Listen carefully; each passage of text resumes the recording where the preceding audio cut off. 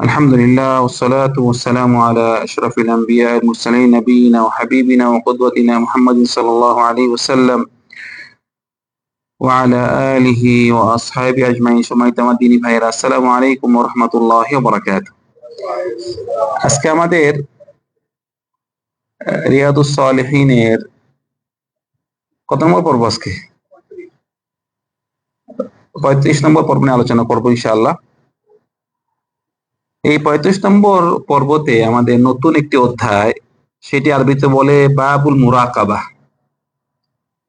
মুরাকাবা মানে আল্লাহর ধ্যান।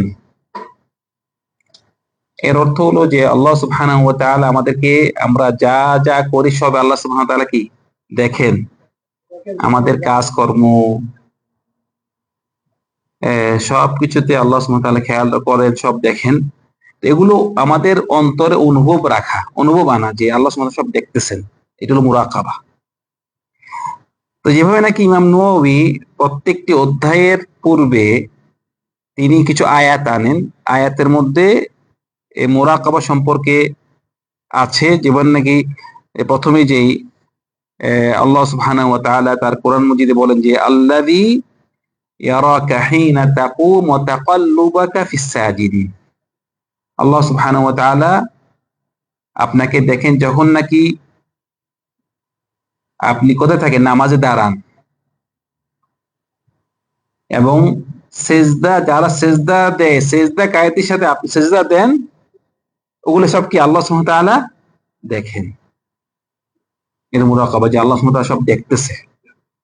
এবং আল্লাহ সুবহানাহু ওয়া তাআলা আরেকখানে বললেন যে ওয়া হুয়া মাআকুম আইনামা কুনতুম, তোমরা যেখানেই থাকো না কেন আল্লাহ সুবহানাহু ওয়া তাআলা তিনি তোমাদের সাথেই আছেন।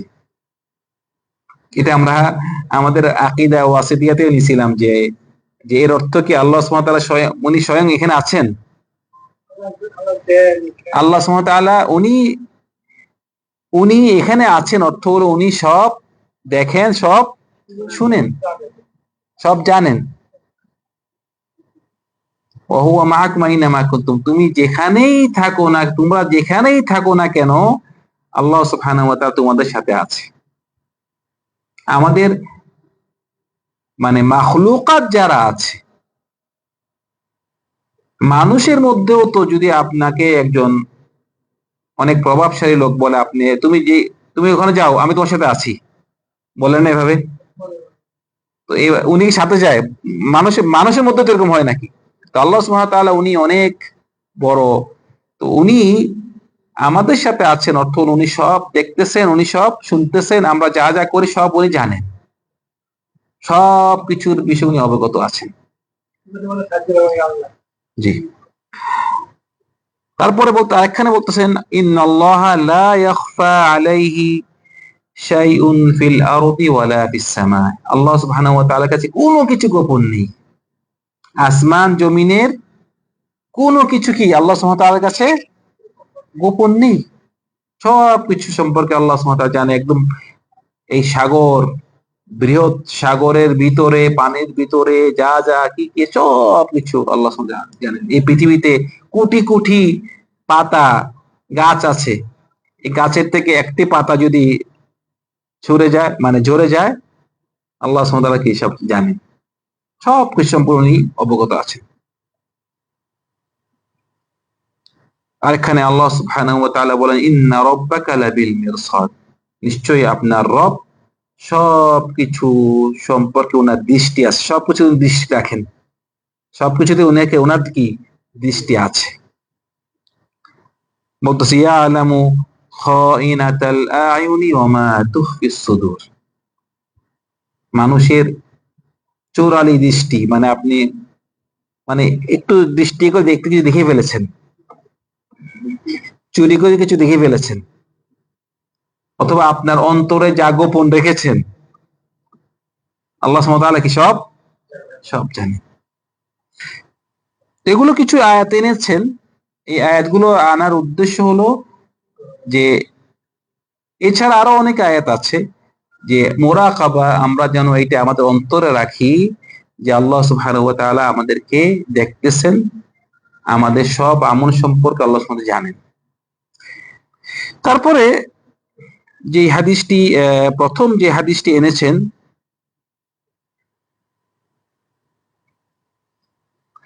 এই হাদিসটি অনেক লম্বা হাদিস।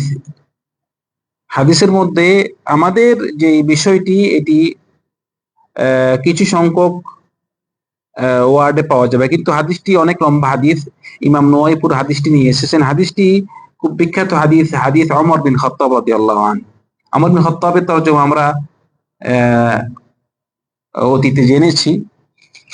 উনি দ্বিতীয় খলিফা এবং রাসূল সাল্লাল্লাহু আলাইহি ওয়াসাল্লামের শ্বশুর ছিলেন, ঠিক আছে না?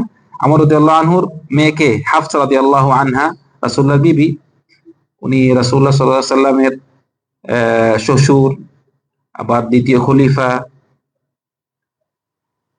উনি শহীদ হয়েছেন। উনি দোয়া করতেন আল্লাহ সুবহানাহু ওয়া তাআলার কাছে যে আল্লাহ আমাকে শহীদ বানিয়ে আমাকে মৃত্যু আমার বরণ করে শহীদ বানাইও আমাকে, এবং মদিনাতে যেন আমি মারা যাই, মদিনাতে আমাকে শহীদ বানাই। ঠিকই আল্লাহ সুবহানাহু ওয়া তাআলা ওনাকে মদিনাতেই উনি শহীদ হয়েছে। আবু লুলুল মাজুসি একজন আহ, যে নাকি যারা নাকি আগুন পূজা করে তারা ওনাকে শহীদ করেছেন। তো আমর রাদিয়াল্লাহু আনহু থেকে এই হাদিসটি, উনি বলতেছেন যে বাইনামা নাহনু জুলুসুন ইনদা রাসূলিল্লাহ সাল্লাল্লাহু আলাইহি ওয়াসাল্লাম যাত ইয়াউমিন ইত্তালা আলাইনা রাজুলুন শাদীদু বায়াদিস সিয়াব শাদীদু সাওয়াদিশ শা'r লা ইউরা আলাইহি আথারুস সাফার ওয়া লা ইয়ারিফুহু মিন্না আহাদ। আমর রাদিয়াল্লাহু আনহু বলতেছেন যে আমরা একদিন রাসূল সাল্লাল্লাহু আলাইহি ওয়াসাল্লামের কাছে বসা ছিলাম, এমন সময় একজন ব্যক্তি আসলো যে ব্যক্তিকে আমরা চিনি না। মদিনাতে তো সবাই একে একে চিনে, কিন্তু কেউ যদি মুসাফির থাকে তাহলে কি ওকে চিনে না মানুষ? কিন্তু আগের যুগে তো যারা সফর করত, সফর করলে বোঝা যায় এই লোকটা মুসাফির, কারণ তার গায়ে জামা ময়লা হয়ে যেত, ক্লান্ত বোঝা যেত সফরে। এখন তো মাশাআল্লাহ গাড়ি এসি চলতেছে, বোঝা যায় না কেউ কেউ সফর করে এসেছে, বোঝা যায়। এখন তো আরামের সফর। তো আগের যুগে কেউ যদি মুসাফির হতো, একদিকে তো মানুষ কম, মানে এখন লক্ষ লক্ষ মানুষ, কে আসছে কে যাচ্ছে আমাদের কোনো খবর আছে? কিন্তু আগের যুগে এখনো বাংলাদেশে গ্রামে যদি একটা লোক, মসজিদে কোনো একটা লোক আসে, গ্রামবাসীর ওই গ্রামে থাকে না, বুঝে এই লোক নতুন আসছে, মানুষ বুঝে যায়। তো আগে মদিনাতেও কম লোক ছিল। তো ওমর রাদিয়াল্লাহু আনহু বলতেছে যে একজন ব্যক্তি রাসূল সাল্লাল্লাহু আলাইহি ওয়াসাল্লামের কাছে আসলো, যেই ব্যক্তিকে আমরা কে চিনি না, আবার ওই লোকের চেহারাতে কোনো মুসাফিরের লক্ষণ নেই, কারণ তার জামা সাদা, ধবধবে সাদা, তার চুল কুচকুচে কালো, কোনো সফরের কোনো আলামত নেই। এমন একটি ব্যক্তি রাসূলের কাছে আসলো, এসে হাত্তা জালাসা ইলা নবী সাল্লাল্লাহু আলাইহি ওয়াসাল্লাম ফাআসতাদা রুকবাতাহু ইলা রুকবাতিহি ওয়া ওয়াদাআ কাফাইহি আলা ফাখিদাইহি। এবং ওই ব্যক্তি এসে রাসূল সাল্লাল্লাহু আলাইহি ওয়াসাল্লামের নিকট এসে বসে গেল এবং উনার হাঁটু রাসূলুল্লাহর হাঁটুর সাথে লাগিয়ে দিলেন, এবং উনার দুই পা, দুই হাত রাসূলুল্লাহর রানের উপর রাখলেন।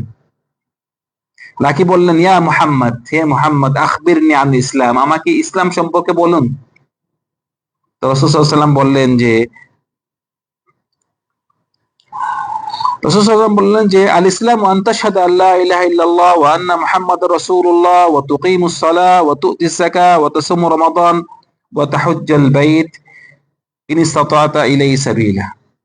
রাসূল সাল্লাল্লাহু আলাইহি ওয়াসাল্লাম বললেন যে ইসলাম হলো, ইসলামের যে পাঁচটা রকম, যে ইসলাম তুমি সাক্ষী দিবা যে আল্লাহ একমাত্র, কোনো এখানে হক্কানি কোনো ইলাহ নেই একমাত্র আল্লাহ সুবহানাহু ওয়া তাআলা ছাড়া, এবং মুহাম্মদ সাল্লাল্লাহু আলাইহি ওয়াসাল্লাম আল্লাহর প্রেরিত রাসূল, এবং নামাজ কায়েম করবা, যাকাত আদায় করবা, রমজানে রোজা রাখবা, এবং কি হজ করবা, যার যে হজ করা সক্ষম সে হজ করবে। এটা কি ইসলামে পাঁচটি রকম রাসূল তাকে বলে দিল। তখন সে বলল, সাদাকতা, তুমি সত্য বলেছো। ওমর রাদিয়াল্লাহু আনহু বলতেছেন, ফাআজিবনা মিনহু ইয়াসালু ওয়া ইউসাদ্দিকুহু, আমরা আশ্চর্য হলাম, সে প্রশ্ন করলো আবার কি বলতেছে, তুমি সত্য বলেছো। কারণ আমরা সত্য বলেছি, বলেছো কাকে বলি, যদি আমি জবাবটা জানি থাকি, আমাকে যদি আপনি প্রশ্ন করেন একটা বিষয়, আমি আপনাকে প্রশ্ন উত্তর দিলাম, কিন্তু আপনি যদি আমাকে বলেন যে হ্যাঁ আপনি সত্য বলেছেন, বুঝে গেছে আপনি জানেন, বুঝে গেছে আপনি জবাবটি জানেন। তো আমরা আশ্চর্য হলাম যে প্রশ্ন করে আবার বলে তুমি সত্য বলেছো। আচ্ছা, তারপরে বলতেছে ফাখবিরনি আনিল ঈমান, আমাকে ঈমান সম্পর্কে বলেন।